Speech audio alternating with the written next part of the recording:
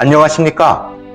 종로기술사학원에서 제공하는 출퇴근길 기술사 공부법 매일 공부 아침 용어의 진행을 맡고 있는 윤성민 인사올리입니다. 매일 공부 아침 용어만 꾸준히 청취하셔도 합격하실 수 있습니다. 이유는 간단합니다. 첫째, 1교시 용어 모르는 문제를 줄일 수 있습니다.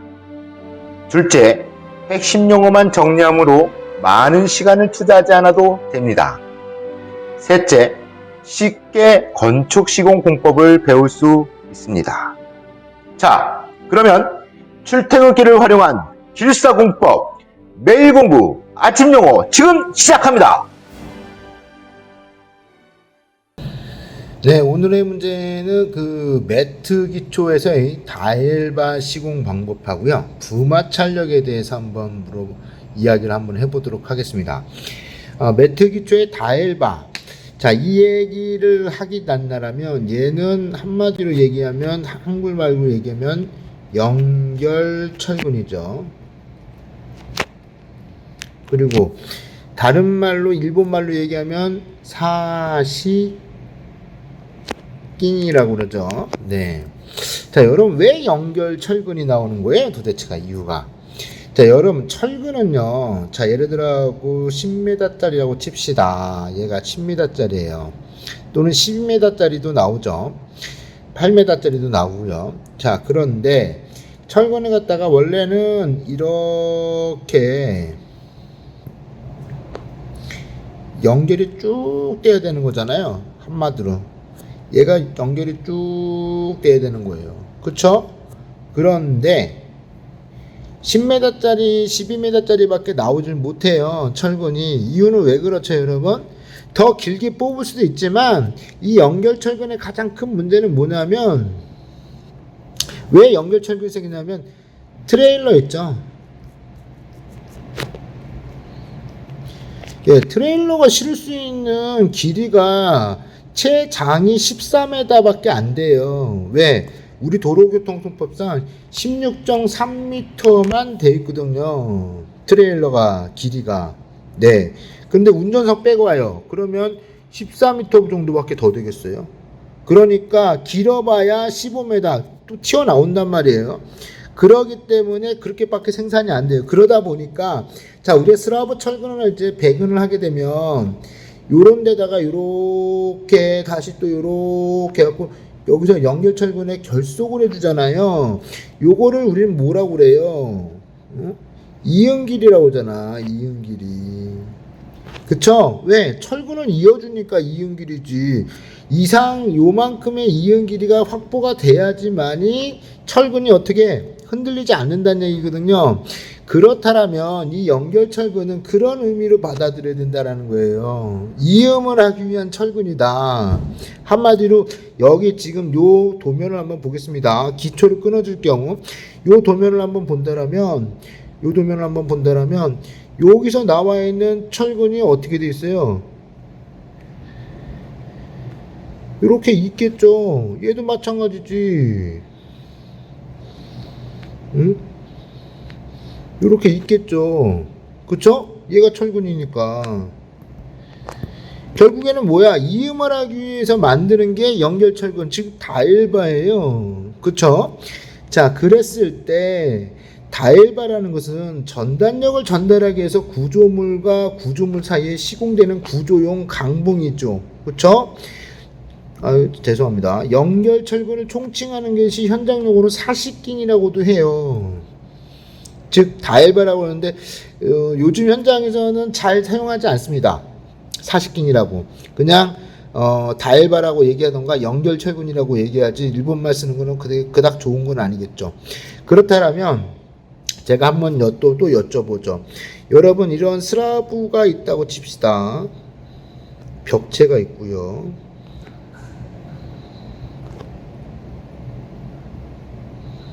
자, 이렇게 슬라브가 있어요. 슬라브가 있으면 여러분 여기에 요렇게 뭐예요? 철근이 빠져나오죠. 그쵸? 빠져나오죠. 그러면 여기다가 연결철근을 갖다가 대야 되는데, 그쵸?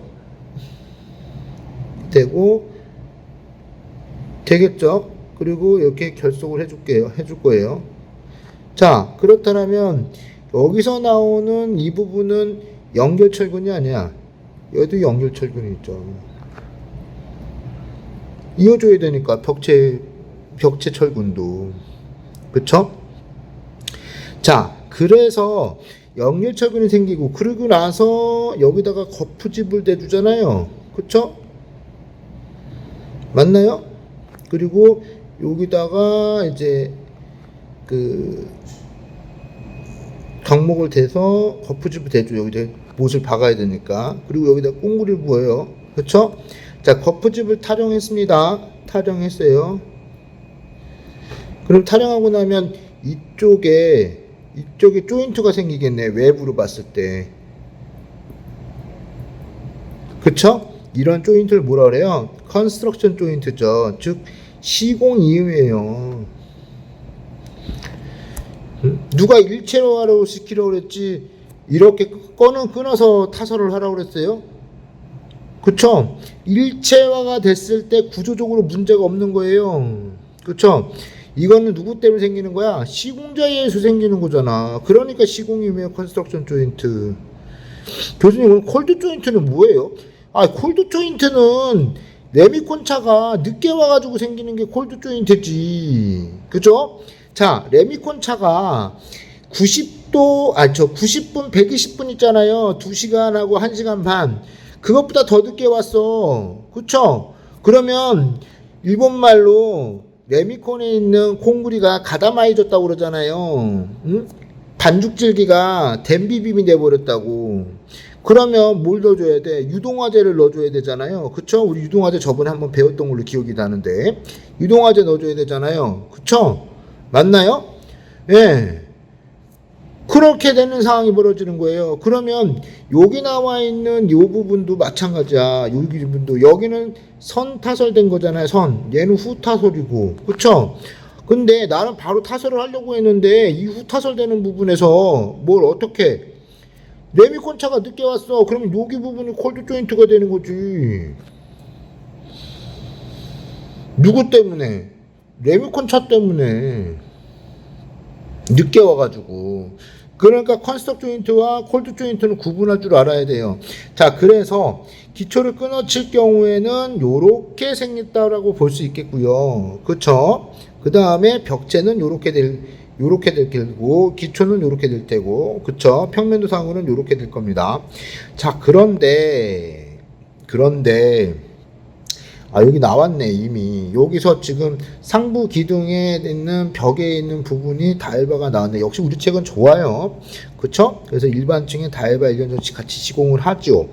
그런데, 여기서 보니까 다일바하고 캡이 있네. 그죠? 캡이 있어요. 자, 얘를 한번 볼게요. 요런 캡이다. 그러면, 여기다가 요렇게 캡을 만들었어요. 그럼 얘가 잘 빠지겠어? 안 빠지겠어? 얘가 지지를 하죠. 이런 식으로. 그러니까 여기다 캡을 만들어주는 거예요. 얘를. 이해가 되시나요? 예. 이건 캡 시공을 고려해야 된다는 얘기는 뭐야? 아, 이건 개선 사례지.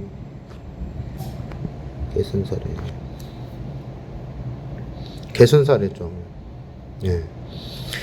만약에 여러분 개선 사례에 관련된 사항도 이거는 이제 한번 우리 학원에 오시면은 제가 정규반 수업 시간에 어떤 식으로 용어를 개선 사례를 만드는지에 대해서 설명을 하니까 그걸 한번 그때 들어보시면 나쁘지 않을 것 같아요. 자, 두 번째로는 파일의 부마찰력이에요. 파일의 부마찰력. 굉장히 잘 나오는 문제죠. 얘는 완전 단골 손님이에요. 뭐 말이 필요 없습니다. 얘는요, 보세요. 참나.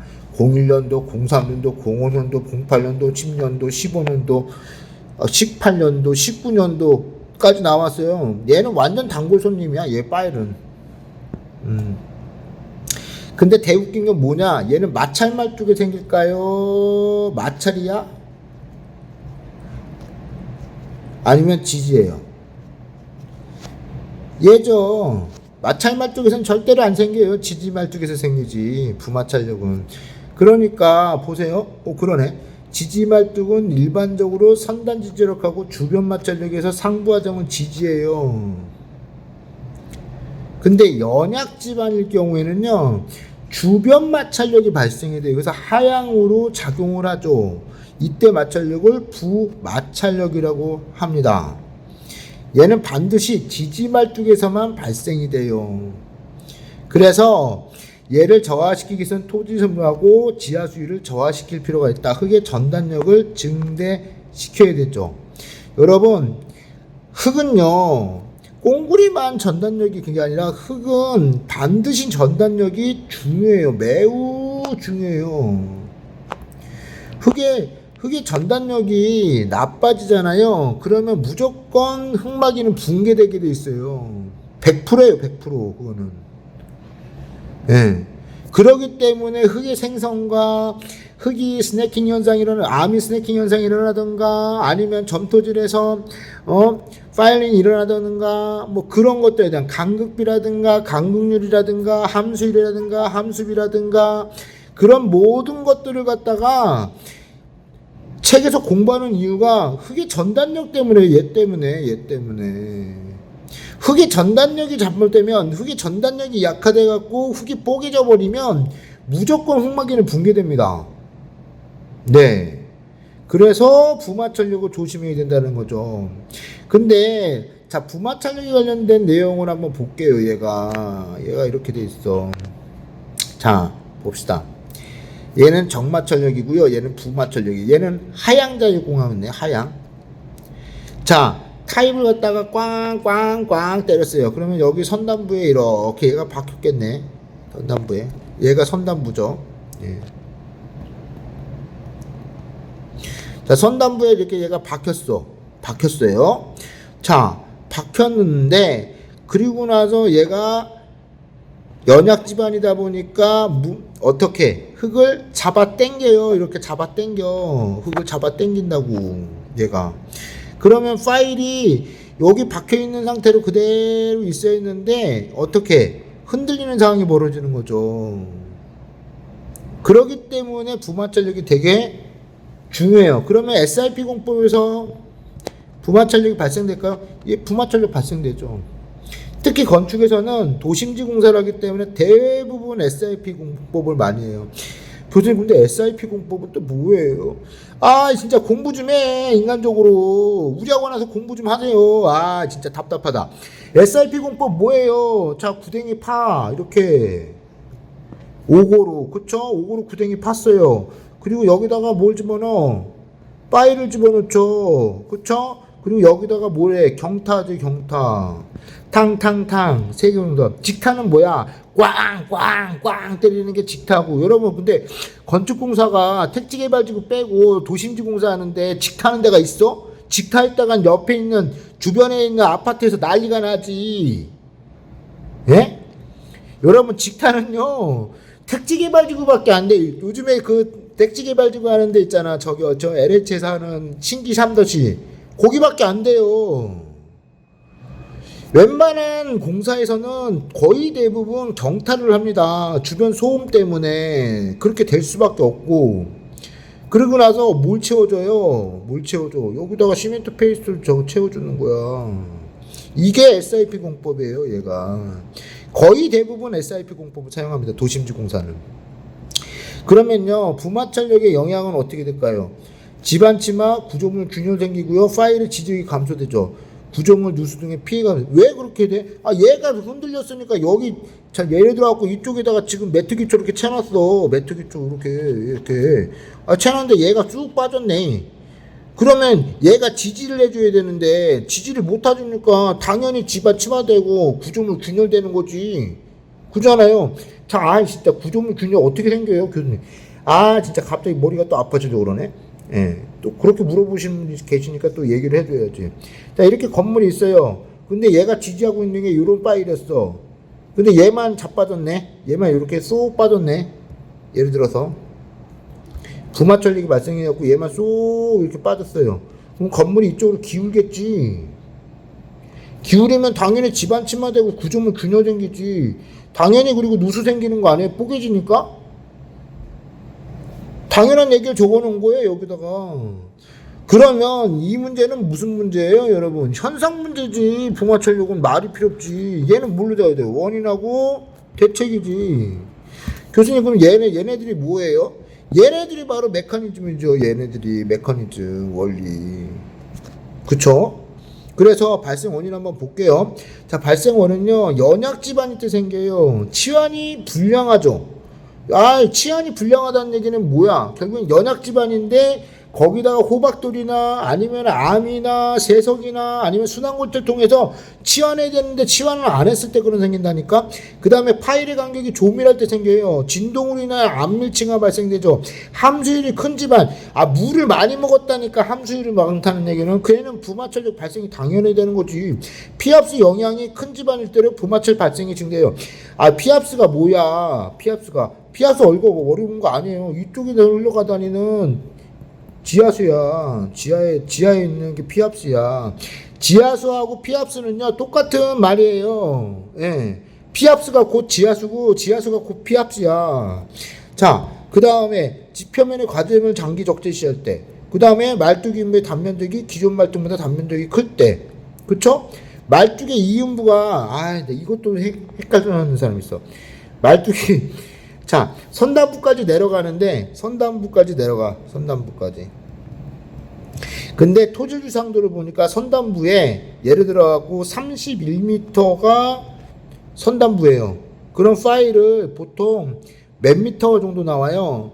보통 15m까지 나오고 또는 보통 한 14m짜리 써요. 그러면 31m면 생각을 해봐. 여기 얘 14m. 그쵸? 여기 이어버리면 어떻게 해요? 14m, 28m네. 아직도 3m가 모자르네. 그럼 여기 사도 한 번 더 있는 거지. 한 번, 두 번 있는 거예요. 그쵸? 근데 여기에 있는 요 이음부의 단면적이 기존 말뚝 단면적보다 크면은 문제가 발생이 된다니까? 당연한 얘기 아니야? 그쵸? 자, 그래서 부마철력의 방지 대책은 결국에는 원인의 반대편이죠. 연약지방 개량해라, 그 다음에 치환해라, 제하해라, 혼합해라, 파일 면적 적게 해서 말뚝이 진동을 주지 마라, 지하수율을 저하시켜라, 중력 배수, 강제 배수, 전기 배수. 함수율이 높으니까 당연히 배수시켜야 되는 거지. 내외부를 분리한 슬라이딩 방식으로 이중간 말뚝 시공해라, 긴 말뚝 피해라. 이해가 되셨습니까? 네. 오늘은 부마철력하고 그 다음에 뭐였어요?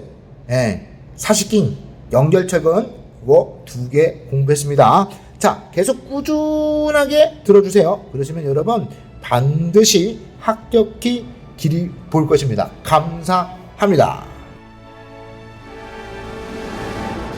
매일 공부 아침 용어의 본 강의가 궁금하시다면 종로기술사학원 용어 설명반으로, 건축 경험이 부족해서 현장 이론을 보완하고 싶다면 에어클래스의 기술 지침반으로, 진행자 윤교수 스타일의 모의고사반을 원하신다면 윤스터디를 종로기술사학원에 문의해 주시기 바랍니다. 재미있게 보셨습니까? 좋아요, 구독 꼭 부탁드립니다. 감사합니다.